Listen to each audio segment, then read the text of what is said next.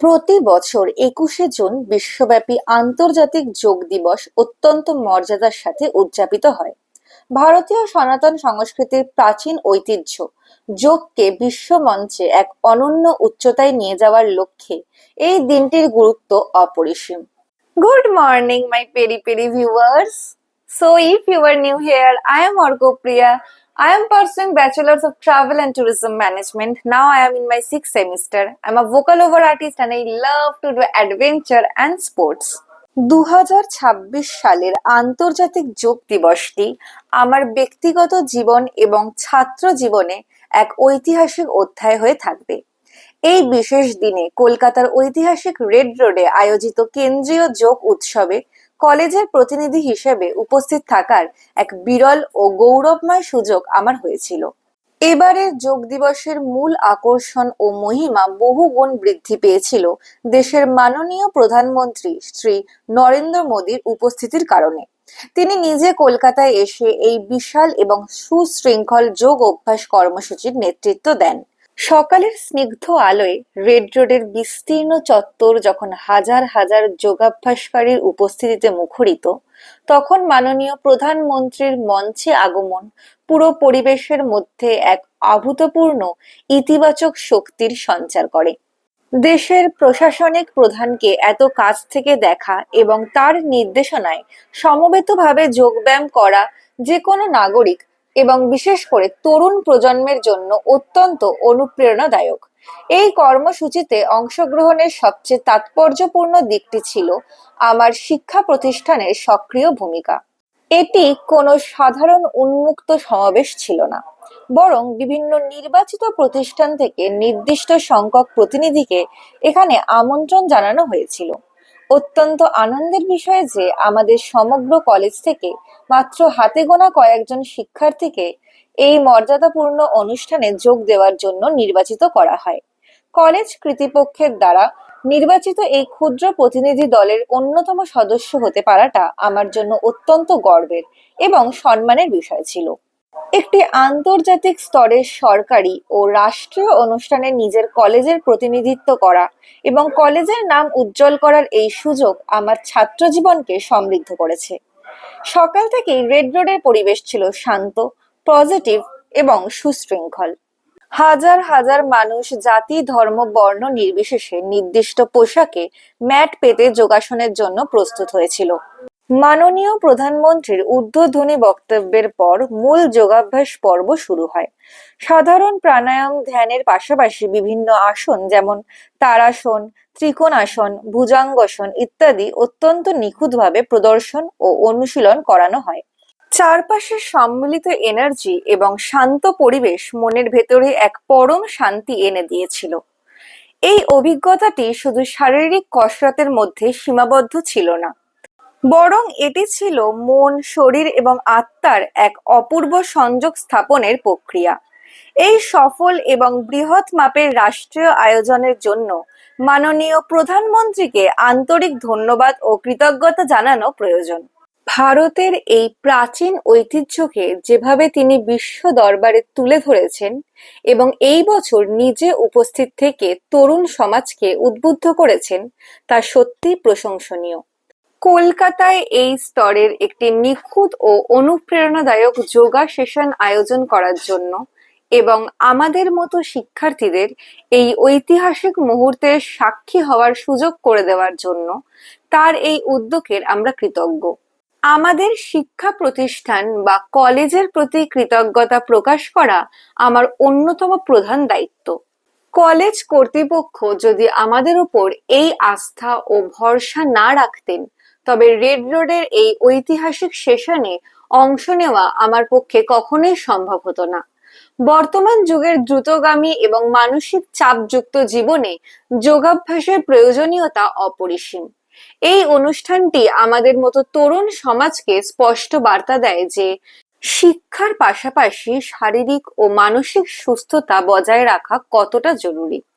Red রোডের এই অভিজ্ঞতা আমাদের একাগ্রতা বৃদ্ধি, শৃঙ্খলা অনুধাবন এবং স্বাস্থ্য সচেতন হতে নতুনভাবে উদ্বুদ্ধ করেছে। সো আমি ফেরার পর থেকে অ্যাকচুয়ালি আকাশটা ভীষণ, মানে আমি যখন ফিরছিলাম আর কি রেড রোড থেকে, তো তখনই আকাশটা একদম ভীষণ ভাবে কালো হয়ে এসেছিল। মানে বোঝাই যাচ্ছিল যখন তখন বৃষ্টি নামবে। তারপর টিপ টিপ করে বৃষ্টি স্টার্ট হয়েছিল, আর দেন মুষলধারে বৃষ্টি পড়া শুরু হয়ে যায়। আর অয়নও আমাদের বাড়িতে চলে এসেছিল। অ্যাকচুয়ালি আমাদের বিকেল বেলা একটা কনসার্টে যাওয়ার প্ল্যান ছিল, বাট যে হারে বৃষ্টি পড়ছিল আমরা ভাবতে পারিনি যে আমরা যেতে পারবো কিনা। মানে এটাই আমরা ভাবছিলাম যে আমরা যেতে আদেও পারবো কিনা, কারণ এরকম বৃষ্টিতে কিভাবে যাবো আর কি। তো যাই হোক, মা দেখো এই জন্য, দেখো এরকম বৃষ্টির দিনে সত্যি কথা বলতে ফ্রাইস খেতে কিন্তু খুব ইচ্ছে করে। আর সত্যি কথা বলতে আমাদের মনটাও একটু খারাপ হয়ে গেছিল, আমার বোনের অয়নের সবারই মনটা একটু খারাপ হয়ে গেছিল, কারণ আমরা প্ল্যান করেছিলাম যে কনসার্টটা দেখতে যাব। আর কনসার্টটা ছিল রূপম ইসলামের। ফসেলস এর অ্যাকচুয়ালি একটা শো ছিল ব্যান্ডের, তো আমরা ভেবেছিলাম যে কনসার্টটা দেখতে যাব, বাট এরকম বৃষ্টি হঠাৎ করে স্টার্ট হয়ে যেত, মনটাও আমাদের তিনজনের খারাপ হয়ে গেছিল। তো ওই জন্য কিন্তু মা বাড়িতেই দেখো কত সুন্দর ফ্রাই বানাচ্ছে আমাদের জন্য। আর মা আজকে বানিয়েছিল গন্ধরাজ চিকেন ফ্রাই, আর সত্যি কথা বলতে দারুণ খেতে লাগছিল। মানে এত সুন্দর একটা গন্ধরাজের, মানে বেশ এটা গন্ধরাজের যে একটা গন্ধ থাকে, মানে সেন্টটা, তার ফ্লেভারটা, আর এত হেলদি আর ওয়েতে এই ফ্রাইটা বানানো পসিবল। সিরিয়াসলি মতলব, মাম্মি তুমি সালাম। সত্যি কথা বলতে গেলে একটা প্ল্যান যখন আগের থেকে অনেক আশা নিয়ে গুছিয়ে রাখা হয়, আর শেষ মুহূর্তে গিয়ে সেটা কোনো কারণে ক্যান্সেল হয়ে যায়, মনটা সত্যিই খুব খারাপ হয়ে যায়। একটা অদ্ভুত শূন্যতা কাজ করে তখন। কিন্তু দিন শেষে একটা কথা তো মানতেই হবে, যা হয় তা মেনে নিতেই হয়। পরিস্থিতির ওপর তো আর আমাদের কোনো হাত থাকে না। তো আর কি, তিনজনে মিলে বসে গেলাম একটু আড্ডা করতে, এত সুন্দর মুচমুচে ক্রিস্পি ফ্রাই খেতে খেতে। একটু আড্ডা দিয়েই না আজকের দিনের মনটা ঠিক করতে হবে, কারণ এটা খুব একটা স্বাভাবিক জিনিস যা আমরা লাইফে সবসময় চাই তা পাওয়া সম্ভব না। কিন্তু গাইজ, যখন তুমি গডস ফেভারিট চাইল্ড, তখন তুমি যেটা চাইবে সেটা পাবে। সো খুব আনএক্সপেক্টেডলি হঠাৎ করে দেখলাম ঝমঝমে বৃষ্টিটা থেমে গেল। মানে বৃষ্টিটা কিন্তু আমাদের শো দেখতে যাওয়াটা ভ্যাস্তাতে পারেনি। আমরা ভেবেছিলাম মোটামুটি 4টে করে বেরাবো, তারপর ভাবলাম ঠিক আছে একটু দেখি না, 4:30 করে বেরাবো। এইভাবে 5টা 5:30 বেজে যাচ্ছে, বৃষ্টি থামছে না থামছে না। সবাই মানে আচ্ছা ঠিক আছে দেখা যাক কি হয়, এই আর কি চিন্তা ভাবনা চলছে। হঠাৎ 5:45 বাজে, তখন দেখছি যে আকাশটা কালো হয়েই আছে কিন্তু বৃষ্টি আর পড়ছে না। তো অনেকক্ষণ ধরে বেরাবি কি বেরাবি কি এরকম একটা চিন্তা ভাবনার পরে আমরা লাস্ট পর্যন্ত ডিসিশন নিলাম যে না, বেরাবো, যা হবে দেখা যাবে, এখন যেহেতু বৃষ্টি থেমে গেছে তো বেরাবো। ব্যাস, বেরিয়ে আমরা পৌঁছে গেছি ইডেন গার্ডেন। বাট আমরা যখন আবার ইডেন গার্ডেন ঢুকি, তারপর কিন্তু আবার বৃষ্টি স্টার্ট হয়। সত্যি বলতে কি, আমাদের সবারই জীবনে এমন কিছু দিন যায় যখন কোনো না কোনো কারণে মনটা খুব খারাপ থাকে, কোনো কিছুতেই মন ভালো হয় না। আমারও যখন ঠিক এরকম পরিস্থিতি হয়, তখন আমার মন ভালো করার একটাই উপায়, তা হলো আমার এই বন্ধুদের সাথে একটু দেখা করা। আমি যতই কষ্টের মধ্যে থাকি না কেন, এই মানুষগুলোর সাথে একবার বাইরে বেরোলেই আমার মনটা কেমন যেন নিজের থেকেই ভালো হয়ে যায়। এদের সাথে থাকলে মন খারাপ করে বসে থাকাটা সত্যিই অসম্ভব।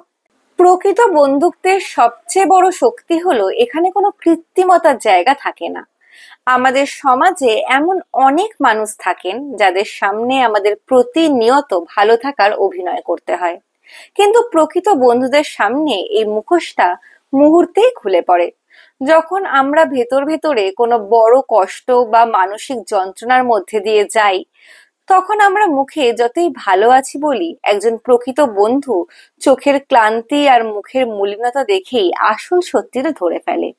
এই যে না বলা কথাগুলো বুঝে নেওয়ার ক্ষমতা, এটি কিন্তু কোনো সাধারণ বিষয় না। এটি হলো দুটি হৃদয়ের গভীরতম আত্মিক সংযোগ। তারা আমাদের নীরবতাকেও এত চমৎকার ভাবে পড়ে ফেলতে পারে যে কষ্টগুলো প্রকাশ করার জন্য আলাদা করে কোনো শব্দের প্রয়োজন হয় না।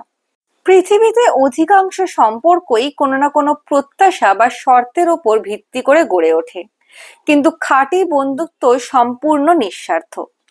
আমরা যখন মন খারাপ করে থাকি, যখন আমি মানসিকভাবে ভেঙে পড়ি, তখন এরা কোনো বিচারক বা সমালোচকের মতো আমার ভুল ত্রুটিগুলি খুঁজতে বসে না।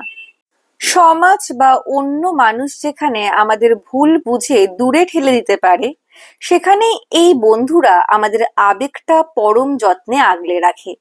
তারা আমাদের কথাগুলো কোনো জাজমেন্ট বা সমালোচনা ছাড়া মন দিয়ে শোনে। এই ধরনের সহানুভূতি একজন মানুষকে ডিপ্রেশন বা চরম মানসিক অবসাদ থেকে নিমেষেই টেনে বের করে আনতে পারে। বিপদের দিনে বা মন খারাপের রাতে যখন জানা থাকে যে পাশে কেউ থাকুক বা না থাকুক, আমার এই বন্ধুটা আমার হাত ছাড়বে না, এই আশ্বাসটুকুই বেঁচে থাকার এবং লড়াই করার সবচেয়ে বড় শক্তি হয়ে দাঁড়ায়। মানুষ সামাজিক জীব হলেও মনের দিক থেকে সে অত্যন্ত সংবেদনশীল। জীবনের কঠিন দিনগুলিতে আমাদের এমন একটা নিরাপদ আশ্রয়ের প্রয়োজন হয়, যেখানে গিয়ে আমরা প্রাণ খুলে কাঁদতে পারি, মনের সব জমানো ক্ষোভ বা কষ্ট উগরে দিতে পারি। এই বন্ধুরা হলো সেই নিরাপদ দেওয়াল। তারা আমাদের আবেগকে কখনো দুর্বলতা বলে উপহাস করে না, বরং সেই আবেগের মর্যাদা দেয়। মন খারাপের দিনে তারা শুধু মজার কথা বলে হাসায় না, বরং আমাদের ভেতরের আত্মবিশ্বাসটা আবার জাগিয়ে তোলে। তারা আমাদের মনে করিয়ে দেয় যে আমরা একা নই, আমাদের পাশে একদল বিশ্বস্ত মানুষ দাঁড়িয়ে আছে। চিকিৎসা বিজ্ঞানে প্রমাণিত যে যাদের জীবনে এরকম ভালো ও আবেগ বোঝা বন্ধু থাকে, তাদের মানসিক সুস্থতা অন্যদের চেয়ে অনেক গুণ বেশি থাকে এবং তারা জীবনকে অনেক বেশি ইতিবাচকভাবে দেখতে পারে। এই ভিডিওটির মাধ্যমে আমি সমস্ত দর্শকদের হৃদয়ে একটি বিশেষ বার্তা পৌঁছে দিতে চাই। আমরা প্রযুক্তির এই আধুনিক যুগে সোশ্যাল মিডিয়ায় হাজার হাজার ভার্চুয়াল ফ্রেন্ড বা অনুসারী তৈরি করতে পেরেছি ঠিকই, কিন্তু বাস্তব জীবনে যখন আমাদের মনের ভিতরে ঝড় ওঠে, তখন আমাদের কথা শোনার মতো বা আমাদের চোখের জল মোছানোর মতো মানুষের বড্ড অভাব থাকে। তাই আমাদের সবার উচিত কৃত্রিম দুনিয়া থেকে কিছুটা সময় বের করে আমাদের চারপাশের আসল হিরোদের, অর্থাৎ আসল বন্ধুদের একটু সময় দেওয়া। তাই ভাবলাম আজকের এই ছোট্ট ভ্লগটার মাধ্যমে আমার বন্ধুদের একটা বড় থ্যাংক ইউ জানিয়ে দিই। আপনাদের জীবনেও কি এমন কোনো বন্ধু আছে যে মন খারাপের দিনে আপনাদের পাশে এসে দাঁড়ায়? কমেন্ট সেকশনে অতি অবশ্যই কিন্তু জানাবেন। আমাদের আজকের ভিডিওটি যদি আপনাদের ভালো লাগে তাহলে অতি অবশ্যই লাইক করে দেবেন, বন্ধুদের সাথে শেয়ার করে দেবেন। আর যারা এখনো অবধি আমার চ্যানেলটাকে সাবস্ক্রাইব করেনি, তারা প্লিজ সাবস্ক্রাইব করে পাশে থাকা বেল আইকনটা প্রেস করে দেবেন। Love you all guys, by.